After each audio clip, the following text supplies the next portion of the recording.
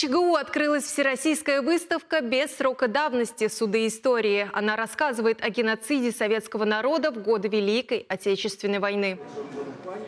Первыми посетителями выставки стали студенты юридического и историко-географического факультетов университета. Руководитель поискового движения России в Чувашии Евгений Шумилов провел для них ознакомительную экскурсию. В экспозиции фотографии и копии документов того времени, свидетельства преступлений фашистов против человечества. Во время подготовки выставки создатели опирались на недавно рассекреченные архивные документы. Объем впечатляет, их более 7 тысяч. Многие рассказывают о громких международных судебных процессах над нацистскими военными преступниками. Выставка – это часть федерального проекта «Без срока давности», реализуемого по поручению президента России.